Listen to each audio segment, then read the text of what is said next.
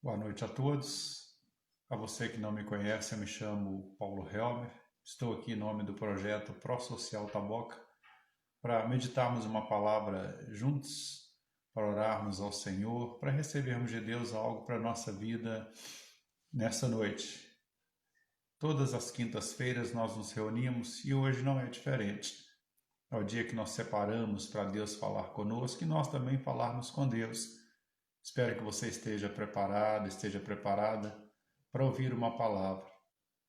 Talvez não é a palavra que você gostaria de ouvir, mas é a palavra que nós precisamos ouvir. Antes de todos, eu sou evangelizado, minha família que está do meu lado também é evangelizada. Estou aqui representando o projeto ProSocial Taboca para nesta noite abençoar você. Amém? Prepara sua Bíblia aí, Mateus capítulo 18 e 19 vai ser a nossa meditação de hoje.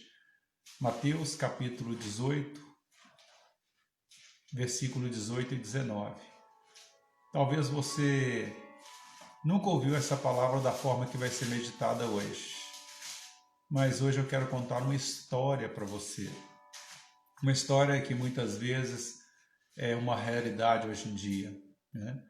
Muitas vezes as pessoas falam algo no momento de ira, mas as palavras elas não voltam atrás. Pecar, todos nós pecamos, isso é normal, não tem como não pecar. O que não pode acontecer é o pecado consciente. E não mais acontecer também, de forma nenhuma, é eu procurar omitir o meu pecado, procurar omitir o erro, procurar esconder o erro. E na passagem de hoje nós vamos ver que é isso que aconteceu. Alguém procurou ou tentou enganar Deus. Deus não se engana.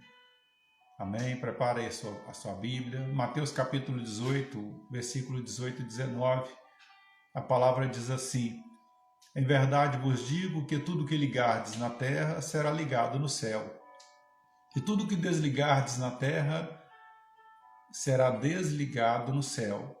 Também vos digo que se dois de vós concordarem na terra acerca de qualquer coisa que pedirem, isso lhes será feito por meu Pai que está nos céus.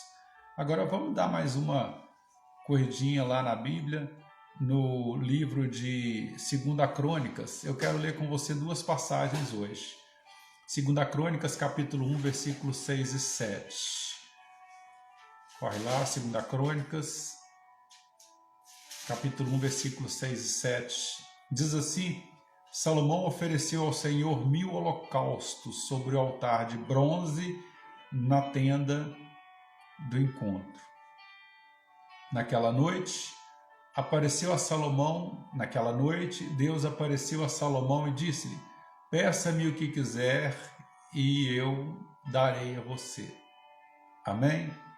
A leitura de Salomão, a leitura que nós falamos agora, é a leitura de Salomão, que fala que ele é o filho do rei Davi. Só que para entendermos essa passagem, ou estas passagens na qual nós meditamos hoje, aqui nesse capítulo, eu preciso falar com você sobre alguns anos antes da consagração de Salomão ao reinado, antes de Salomão assumir o reinado que até então era de Davi.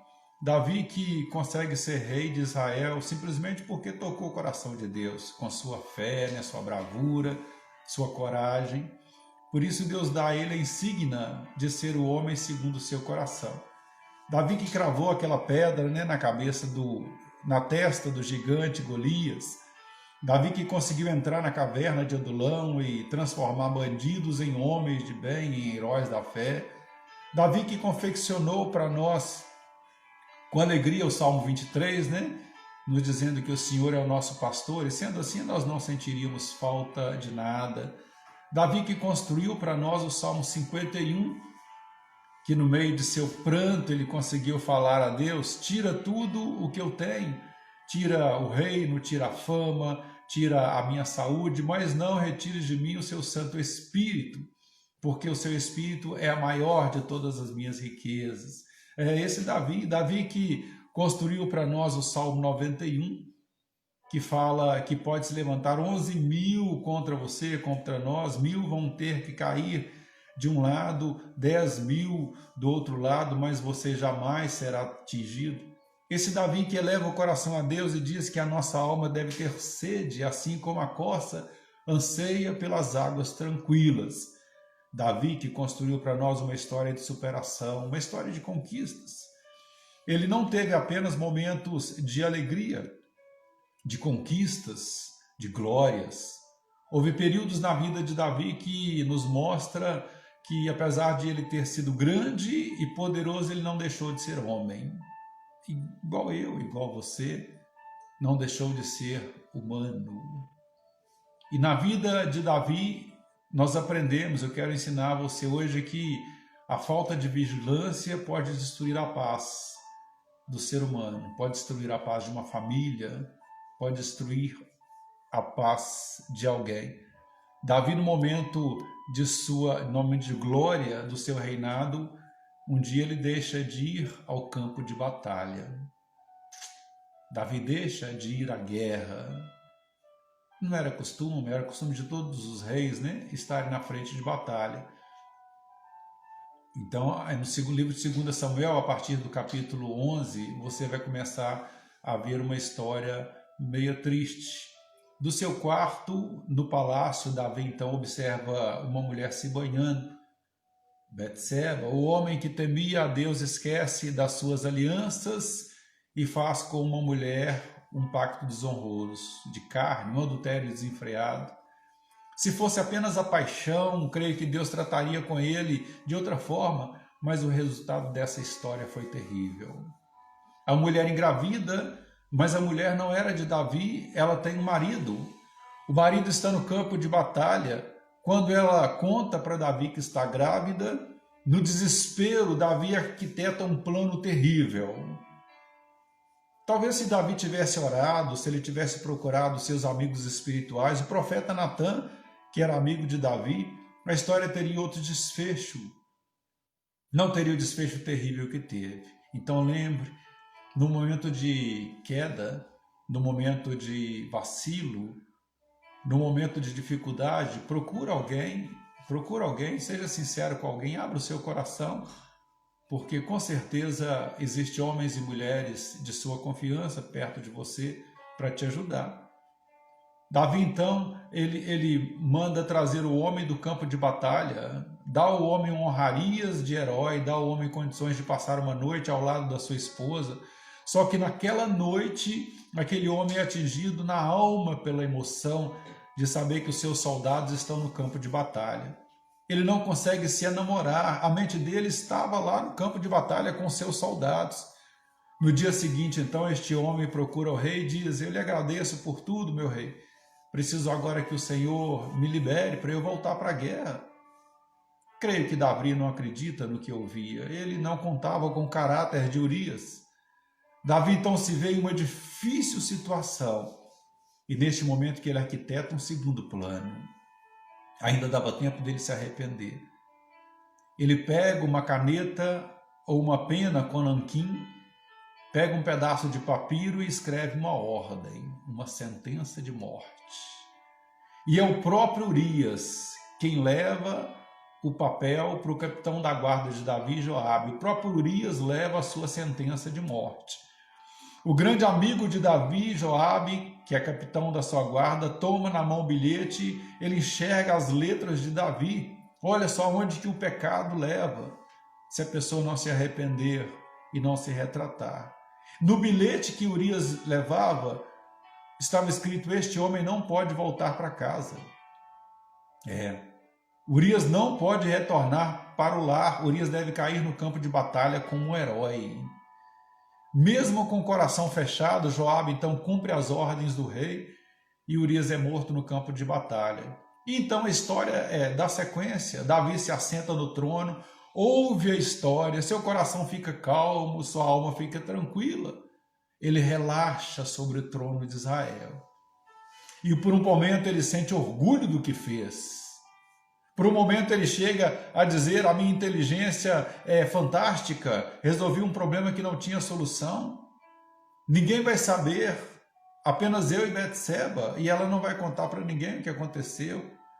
Olha só o pensamento do homem. O menino que está no ventre dela, para todo caso, é filho de Urias. Davi pensava, pois ele passou por uma noite aqui com ela. Só eu e ela sabemos que ele não tocou nela. Davi está por um momento feliz, cego pelo pecado, cego pela artimanha do diabo. Não quero diminuir Davi, eu quero só discorrer a história. E enquanto ele está sentado no seu trono, ele esquece. E anos mais tarde, Davi se lembra e escreve em um papel e deixa para nós o Salmo 139, dizendo: eu que pensava que podia esconder-me dos olhos de Deus, descobri que dos olhos de Deus não há como se esconder. Para onde poderia eu fugir do teu espírito? Para onde poderia correr e escapar da tua presença? Se eu escalar o céu, aí estás. Se eu me lançar sobre o leito da mais profunda sepultura, igualmente estás. Se eu me possar das asas da alvorada e for morar nos confins do mar, tu também me enxergarias lá. Davi está dizendo que eu e você podemos esquecer, podemos esconder as coisas que fazemos daqueles que nós amamos, que estão perto de nós. Mas não dá para esconder nada dos olhos de Deus, que está sobre todas as coisas. Aqui entenda, eu não quero humilhar Davi, eu não quero julgar Davi, eu não quero prejulgar Davi, acompanha comigo a história. De repente, quando tudo está tranquilo, Davi recebe uma visita inusitada, e o profeta que visita Davi é muito corajoso, é um homem corajoso. Eu não queria estar na pele do profeta que chama Natã, porque uma coisa é profetizar decadência para quem já está no fundo do poço. Outra coisa é revelar, ou é revelar os atos ocultos de um bebum, de uma prostituta, isso aí é uma coisa. Outra coisa é você saber que o único que sabe que o maior homem de Israel, o rei querido de Israel, o amado de Israel, o rei que Deus disse, saibam todos que este é segundo o meu coração, o único homem que é segundo o coração de Deus, é você saber que cabe a você ir puxar a orelha desse homem. E Natã estava nessa posição. Se Davi resolve então não aceitar o que Natã falasse, ficasse nervoso, em quem todos iriam acreditar? Em Natã? Era um profeta até então desconhecido? Ou em Davi, o grande rei que matou Golias? O profeta Natã então foi para aquele lugar sem saber se ele voltaria vivo. Mas o profeta faz o que Deus manda. O profeta não fala o que o homem quer ouvir. O profeta fala o que o homem deve ouvir. O profeta pode ter a vida curta, mas também ele sabe que podem matar a sua essência, mas não podem matar as profecias que saírem dos seus lábios. Então profetize quando o seu coração for mandado isso fazer. Natã então revela de maneira sutil, porque também Natã não é bobo, né? Ele não é suicida, ele é inteligente. E ele criou uma história para que, quando ele contasse, Davi então entendesse o que ele queria falar. Natã então começa dizendo: certo homem, grande rei, tinha milhares de ovelhas, e ao lado dele tinha um homem que tinha uma pobrezinha ovelha, só uma. Este homem rico recebe então uma visita de um amigo, e ao invés de ele pegar uma de suas ovelhas para assar e comer com seus amigos, ele manda buscar a única ovelha daquele homem que era pobre, e ele mata a ovelha deste homem. Ele destrói este homem, porque além de pegar a única ovelha, ele também mata o homem. Aí eu te pergunto, o que deve ser feito com este homem, ó grande rei Davi? Natã então falando assim com Davi. Davi que apesar de tudo, ele esqueceu do pecado que ele tinha feito. Ele tinha um bom coração, ele fica encolerizado, ele fica nervoso. Então Davi, então, na hora do seu nervosismo, ele grita que este homem pague 4 vezes mais pelo crime que cometeu. Meu Deus! Davi diz que este homem pague 4 vezes mais pelo crime que ele cometeu. Oh, Davi! Se você tivesse tido piedade com o homem, se você tivesse paciência e mandado chamar o homem e ouvido a história dele, eu creio que Deus deveria estar pensando assim, estar falando assim, na tristeza do coração. Se você tivesse tido misericórdia, Davi, a história teria sido diferente. Mas eu creio que Deus disse, saiu dos seus lábios 4 vezes mais, então é assim que tu vais pagar. E Natã disse: tu és este homem, Davi, tu és o homem da minha história, é você, Davi. Podendo ter qualquer mulher à sua disposição, você vai e busca a mulher de um pobre guerreiro, que deixando tudo vais à lutar a sua guerra, Davi. Natã então disse: Davi, a sentença não veio de cima, mas da sua própria boca. Cuidado, cuidado, porque muitas vezes os sofrimentos que se estás passando foi você mesmo que declarou. Não foi culpa de Deus, não foi culpa de Satanás, não foi culpa do outro. Às vezes, o sofrimento que recai muitas vezes sobre a família é culpa dos seus próprios lábios, dos meus, dos nossos pecados. O que você fala acontece, você não pode falar de qualquer maneira, você tem que pensar duas vezes antes de falar. Jesus disse que a sua palavra tem que ser sim, sim, não, não. O que passar disso vem do maligno, então cuidado. O que acontece a seguir é angustiante, é triste. Davi vê o filho crescer dentro de Betseba, ele vê o menino bonito, e quando o menino está crescendo, a Bíblia diz que a criança adoece. Os médicos não descobrem nada, e aí Davi entende. Ele tranca no quarto e diz: começou a cobrança. No final de 7 dias, antes disso, Davi então entende que ele começou a pagar pelo pecado. Ele entra então no quarto e tenta reverter a situação. Ele fica 1 dia, 2 dias, 3 dias, uma semana de jejum e oração. No final desses 7 dias, trazem a notícia a Davi que a criança morreu. Davi se levanta, lava o rosto, entra no quarto, entra para dentro do templo, ergue suas mãos para o céu e diz: mesmo assim eu continuo te adorando. É um coração tratável que nós precisamos ter. Ele sai dali, vai para a casa de Betseba, conforta ela e passa a noite com ela. As pessoas não entendem, mas Davi diz que, por pior que seja o vale ou a destruição, a vida continua. A vida continua. Por pior que seja a perca, a vida continua. Mesmo assim, Davi sabe que é só o começo. 4 vezes foi a sua fala.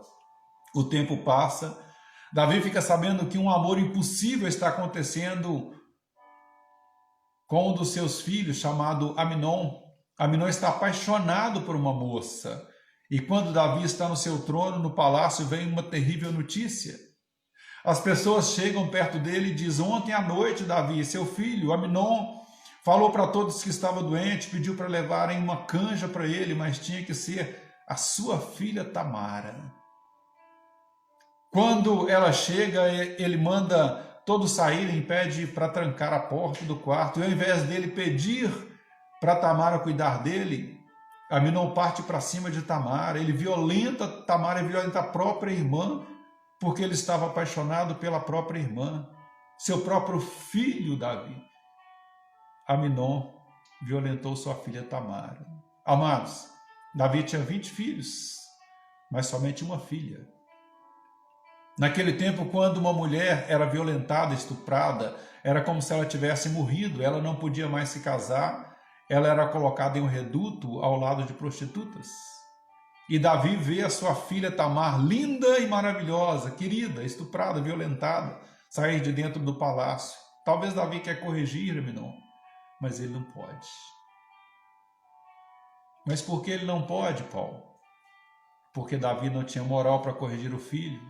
O que ele ia dizer para o filho? Todos sabiam o que Davi fez. Davi tem um filho morto por doença e uma filha morta moralmente. 2 vezes ele pagou, falta 2 vezes ainda.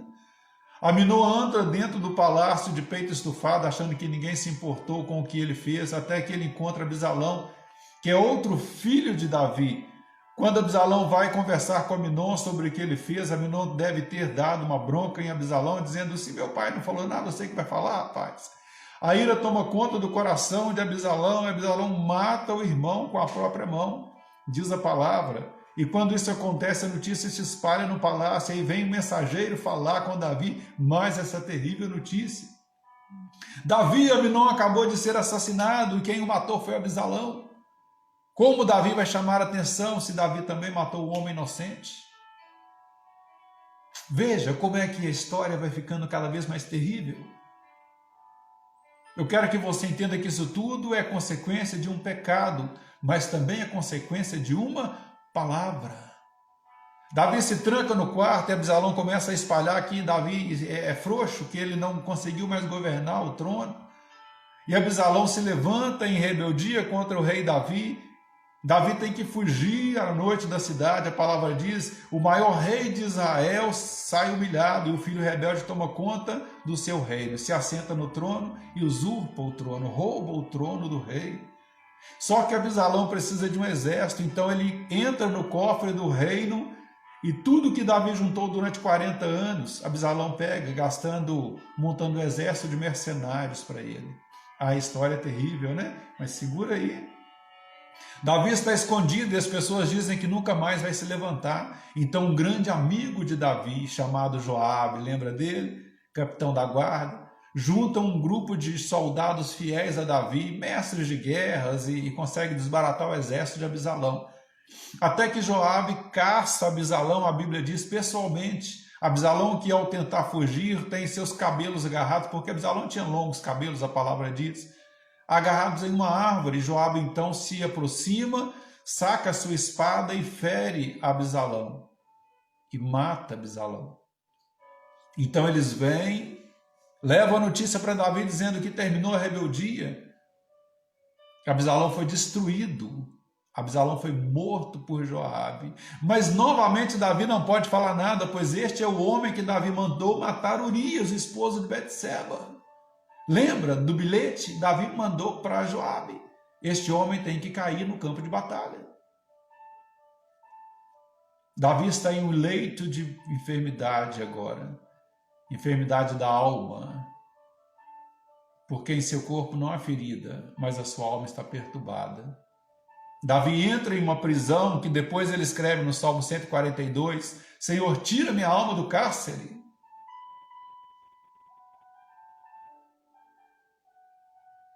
Ele entra em uma prisão, e essa prisão tem nome, chama-se culpa.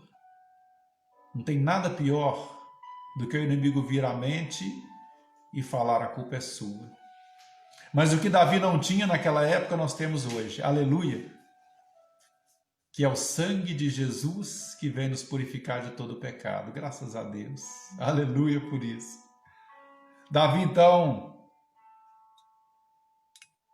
ele passa por tudo isso. E o apóstolo Paulo vem nos falar em sua carta aos Romanos, capítulo 8, versículo 1, que nenhuma condenação há para aqueles que estão em Cristo nosso Senhor. Entendeu? Então fica tranquilo. Davi se acaba com a morte de 4 filhos fisicamente e uma filha moralmente. Primeiro filho que ele teve com Betseba, depois a filha Tamara, que foi estuprada, depois o irmão que morreu, que matou Aminon, que morreu, depois Absalão, que foi morto 4 vezes. Ele pagou literalmente com a boca 4 vezes. Foi ele que falou: cuidado com o que você fala. Davi percebe a morte se aproximando. Quando ele percebe que a morte vai se aproximando, ele precisa deixar um herdeiro para o trono. E quem conhece um pouco sobre a lei de Israel sabe que quem deve herdar o trono é o primogênito do rei. Quem vai substituir Davi tem que ser o primeiro filho. O filho mais velho de Davi, que está preparado para assumir o trono, chama Adonias. Mas esse filho não conta com o que Davi vai fazer. No leito de morte, um dia deitado na cama, Davi tem uma ideia. Davi olha para o céu e diz: por todos os pecados que eu cometi, eu quero te dar uma coisa, meu Deus. Para que o Senhor não se esqueça de mim, eu quero te dar uma casa. Eu quero construir um palácio para o Senhor. Deus diz: Davi, eu não quero essa casa, mas eu quero essa casa, mas eu não quero que você faça, porque as suas mãos ainda estão manchadas de sangue inocente. O coração de Davi se entristece. Mas Davi tem uma segunda ideia. Ele manda trazer seu filho Salomão, filho de Betseba, a mulher do adultério. Lembra que o primeiro Deus matou? Agora começa a vir umas mensagens que só Jesus para explicar para nós. Porque no Novo Testamento, Tiago diz no capítulo 3, no versículo 11, pode porventura sair da mesma fonte água doce e água amarga? O ventre de Betseba será conhecido para sempre como o ventre do adultério. O primeiro filho que nasceu de lá, Deus matou, mas agora ela dá à luz um outro filho do adultério também. E Davi manda chamar o menino, que agora tem 8 anos de idade. Davi manda chamar o menino, pega na mãozinha do menino, põe debaixo da sua coxa, e Davi trava a mão dele debaixo da coxa, entre o colchão e a coxa, porque Davi está deitado esperando a morte chegar. Só para você entender, quando o judeu queria honrar o outro com juramento, ele então colocava a mão debaixo da coxa. Eu imagino Davi dizendo: Senhor, quando eu me for, vão matar este menino. Quando eu fechar os olhos, vão matar esta criança, como foi feito com a outra criança, porque é fruto de um pecado. Toda vez que olharem para Salomão, vão saber que ele é resultado do meu adultério com Betseba. Eu imagino Davi dizendo: se o Senhor matou os homens, se o Senhor não olhar essa criança, eles vão querer matar essa criança também.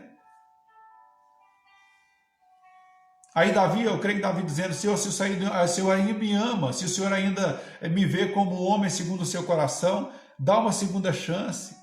Deixa Salomão reinar no meu lugar. Não é só o pedido de Davi: deixa Salomão reinar no meu lugar. Eu imagino Deus dizendo: mas Davi, ele não é o primogênito, a lei vai ser quebrada. Eu vejo Davi dizendo também: Senhor, eu não quero falar de lei, agora eu estou falando de coração. Oh Senhor, eu te amo, eu fracassei, mas eu te amo, eu errei, mas o Senhor ainda é meu pastor e nada me faltará. Eu pequei, mas o Senhor ainda é tudo na minha vida. O seu Espírito é tudo para mim, é tudo que eu tenho. Senhor, por favor, deixa Salomão reinar no meu lugar. Davi pedindo. A Bíblia diz no livro de 2 Samuel, no capítulo 12, no versículo 24, Deus olhou o menino chamado Salomão e o amou. Deus olhou o fruto do adultério e o amou. O primeiro Deus matou, mas o segundo Deus amou. E quando Deus ama alguém, Deus quebra a lei, ele deixa para trás um monte de coisas, ele esquece que os outros pensam, ele pega de baixo e põe em cima, ele reescreve a história, ele põe em destaque. É assim que Deus faz. Davi morre e é sepultado junto aos seus pais. Salomão, uma criança, é ungida rei no lugar do pai, e o menino tem 8 anos, assenta no trono. Olha só que tremendo. Fazem festas, celebram, comem, bebem, todos voltam para suas casas. Quando tudo termina, vem os conselheiros falarem com o rei Salomão: ô rei, tem um problema. Este ano temos o inverno à vista. O pior inverno de todos os tempos de Israel se deu quando Salomão foi ungido rei. O inverno tão grande que matou de cara toda a cega, e o verão, períodos estes em que Israel vivia das colheitas dos cereais e dos frutos. Então os conselheiros dizem: o povo vai passar fome.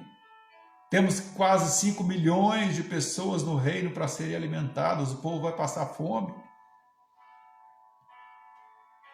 E Salomão, como criança, então ele diz: o que meu pai faria?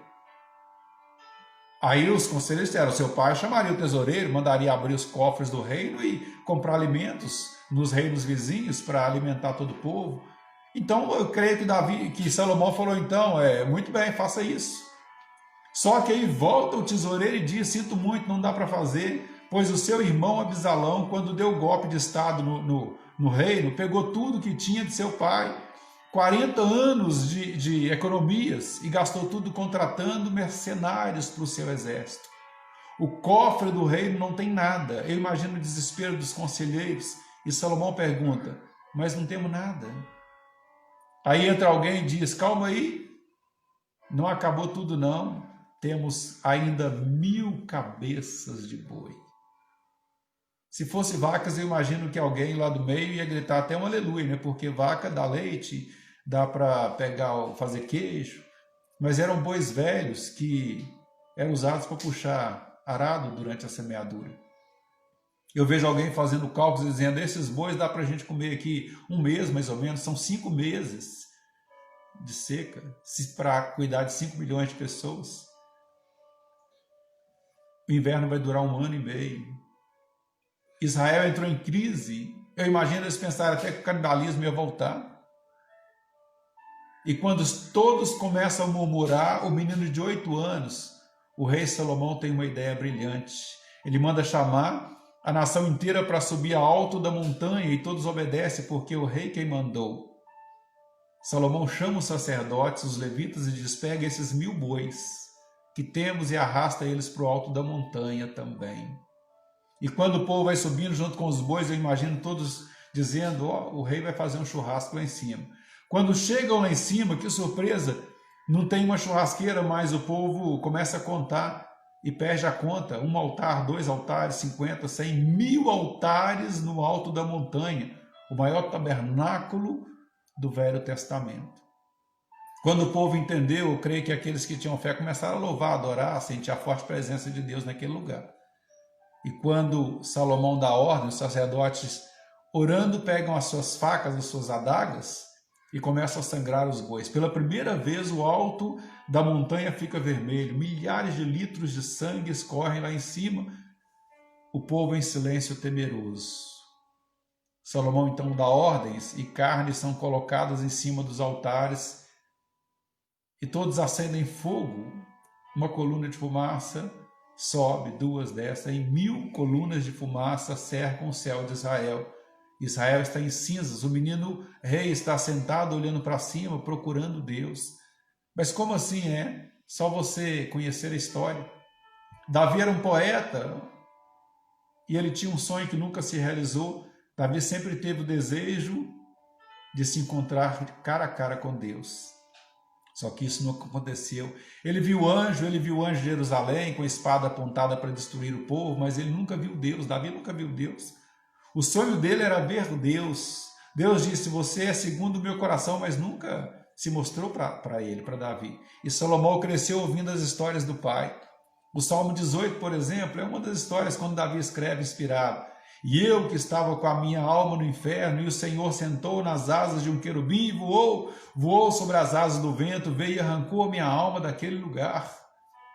O menino cresceu ouvindo falar que o Deus do pai dele se assentava nas asas do querubim que descia, mas ele não sabia que era apenas uma metáfora. Na história do Salmo 18, Davi está repetindo a grande batalha que ele teve com os filhos do gigante Anak.